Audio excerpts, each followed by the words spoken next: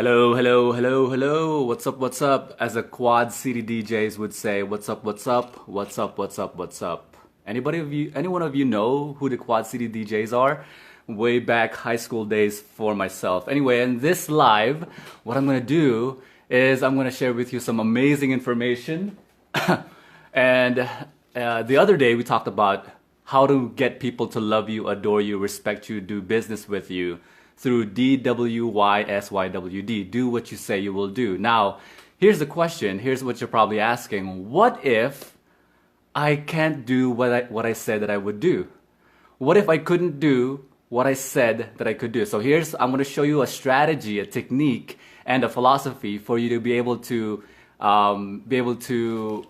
still not DWYSYWD, not do what you said you would do, but still people love you, still people adore you, still people do business with you, and still people respect you. You savvy? All right, so the title was I was actually laughing about this just the entire time before I did this live, and because by the way, if you're watching the video, if you're watching the replay, type in the comments below what temperature it is where you're living at right now. I'd really love to know. I'm curious. All right, so I was laughing about this because I'm always trying to think of analogies to get into your mind and really create parallels in your mind so you can really understand the philosophy, because I learned from Stefan Molyneux that philosophy is for the common people. It's not for the intellectuals. It's not for philosophers. Philosophy is for people to understand, the common people. And so I'm trying to find ways to make parallels and analogies, because if I make a parallel, for example, to somebody who, if I make an computer engineer analogy with somebody who knows nothing about computers, then it wouldn't make sense to them, my analogy. And so I was laughing about this. I'm going to share with you an analogy that's really going to make sense. It's really going to create this reality for you, so you can understand how people can still love you, still adore you, still respect you, even though you couldn't do what you said you would do.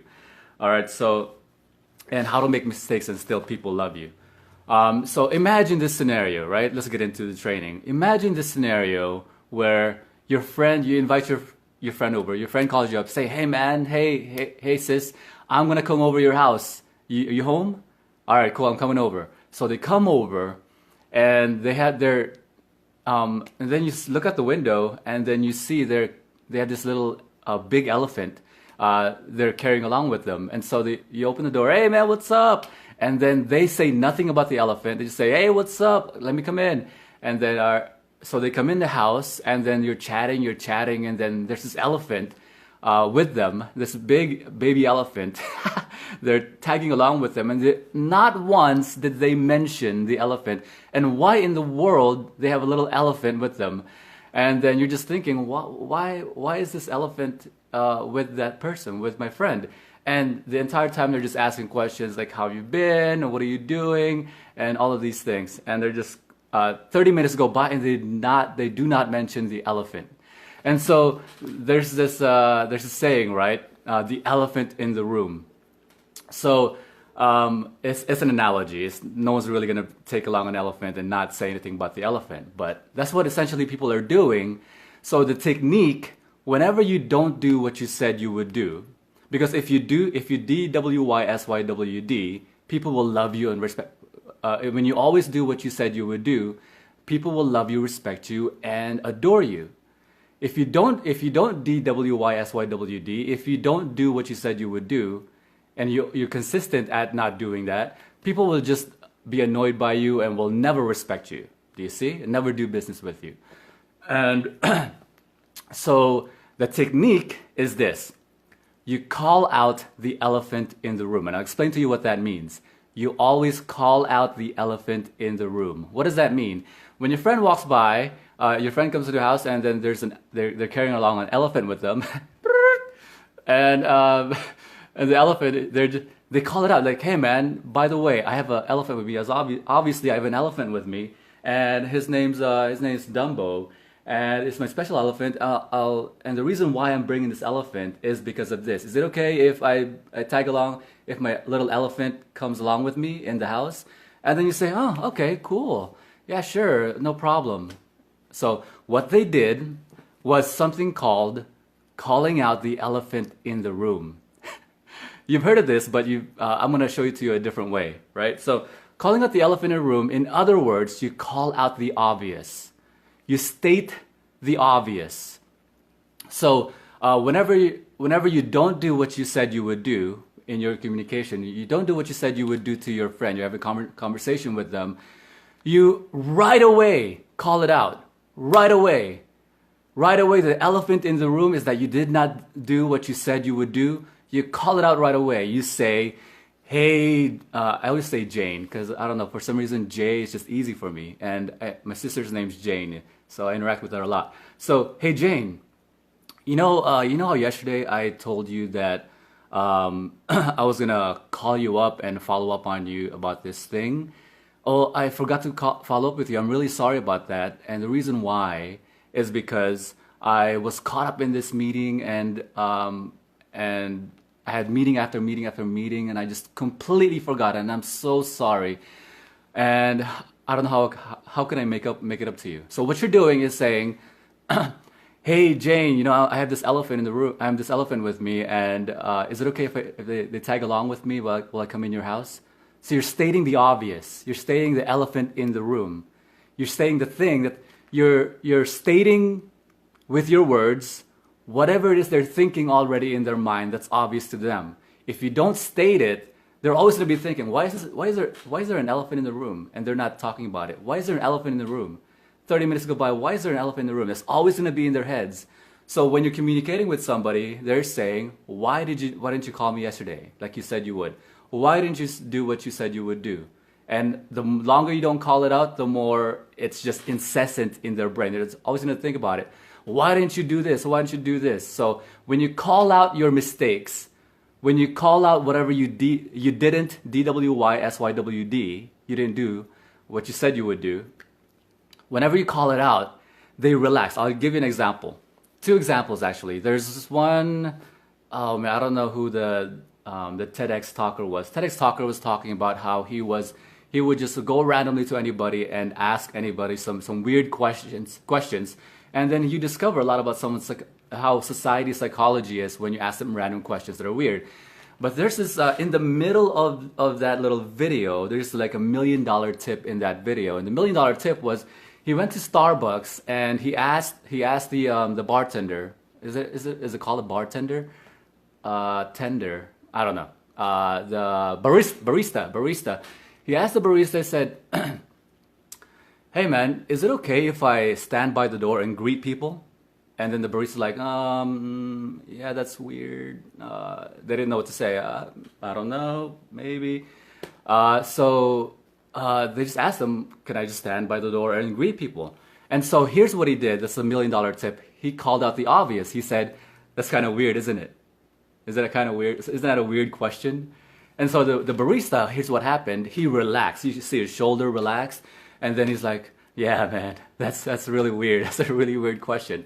And you see his face just smile, and then he became relaxed. And so that's $1 million tip. You call out the obvious. I'll give you another example. Whenever you call out the obvious, you get people to relax, you get people to become receptive. They smile, and then, yeah, that's true, man, you didn't do it. But I appreciate your calling it out. I'll give you another example. In sales, right? The salespeople, they say, they call it answering the objections in the presentation. So in sales, right? For example, if you're buying a car, and the salesperson takes you to this car, and then it's like the car is $100,000, right? $100,000, and they show you, oh, this car, blah blah blah. The engine is it's an amazing engine. The headlights pop up, and the doors open upwards rather than sideways, blah blah blah. And they know that your budget, you know that your budget is not in that range. Your budget's probably in the $40,000 range. And then they're just talking about this car, $100,000. And then they're not calling out. They're doing a presentation. Here's the presentation, here's the car, look at the light, look at the door, look at the color. Oh my God, the rims are chrome. The tires are 2-inch thick and they never pop. and the hood, it doesn't have a hood, the hood's in the front. It has everything's automatic. The car can fly, car can float on water, but they're not calling out the obvious. So what calling out, answering the objection in the presentation means is that you go in the presentation, then in the presentation, as you're showing the car, you say, this is a, you're probably thinking that this car is really high priced.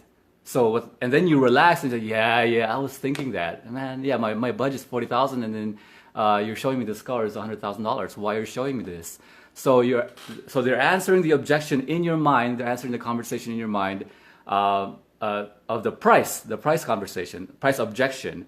And then they say, oh, the reason why this is $100,000 is because of this and this and this. And this is why it's worth it for you to have this, because you can finance it, and it'll be worth more in the future, and you'll save gas, and the money, just the money you're saving in gas is worth the money. So they answer, okay, so you think, okay, he answered my objection. I may or may not buy this car, but I don't have that conversation in my head anymore. Do you see? So you answer the objection in their mind.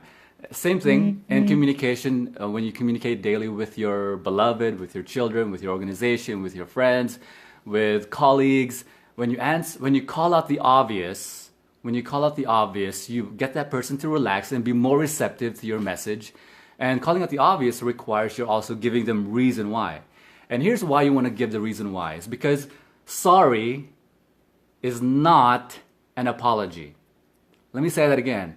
Sorry is not an apology. If you're walking down the street and then you bump into somebody, and then they bump into you actually, and they say, oh, sorry, and then just keep going by.